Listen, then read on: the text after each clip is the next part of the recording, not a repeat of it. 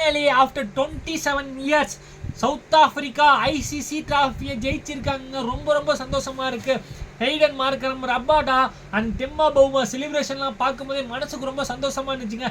S, south Africa பார்த்தீங்கன்னா ஒரு mini world கப்னு சொல்லிட்டு ஐசிசி டிராஃபி ஒன்றும் அண்டர் 19 ஒரு டிராஃபி ஜெயிச்சிருக்காங்க. பட் அது ஒரு ஓடிஐ வேர்ல்டு கப், ஒரு T20 வேர்ல்டு கப் அப்படிங்கிற மாதிரி ஒரு டெஸ்ட் சாம்பியன்ஸ் அப்படிங்கிற ஒரு கெத்தான ஒரு சாம்பியன்ஸ் ஒரு கப்பு இருந்தால் சவுத் ஆஃப்ரிக்கா ரொம்ப நேரம் போயிட்டு இருந்தாங்க. ஒரு லெஜண்ட்ஸ் வச்சுருந்தாங்க. Faf du Plessis, AB de Villiers, Albie Morkel and Shaun Pollock, Kallis, அது மாதிரி ஒரு படையே வச்சுருந்தாங்க. ஒன் ஆஃப் த பெஸ்ட் டீம்னு சொல்லலாம். ஆனால் பட் அவங்க சோக்கர்ஸ் சொல்லிட்டு இருக்காங்க. இனிமேல் நாங்கள் சோக்கர்ஸ் கிடையாதுடா, நாங்களும் கெத்து தாண்டா, இனிமேல் தான் எங்கள் ஸ்டார்ட் ஆரம்பம்னு சொல்லி ஒரு சவுத் ஆஃப்ரிக்கா வந்து ஒரு வெறித்தனமான கிரிக்கெட் ஆடிருக்காங்க. அது யாரை தோக்கடிச்சாங்க? நம்ம ஆசிஸ், வெறி பிடிச்ச ஆசிஸ் தோக்கடிச்சாங்க.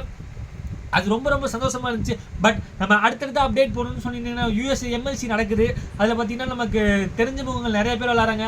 கேரன் புரால், நிக்கோலஸ் புரான், சச்சின் ரவீந்திரா, நூரகம், ட்ரென் போல்ட், அது மாதிரிலாம் ஆடுறாங்க. அந்த மாதிரி வீடியோனாலும் சொல்லி கமெண்ட் பண்ணுங்கள், நம்ம கண்டிப்பாக எடுப்போம். Thank you guys.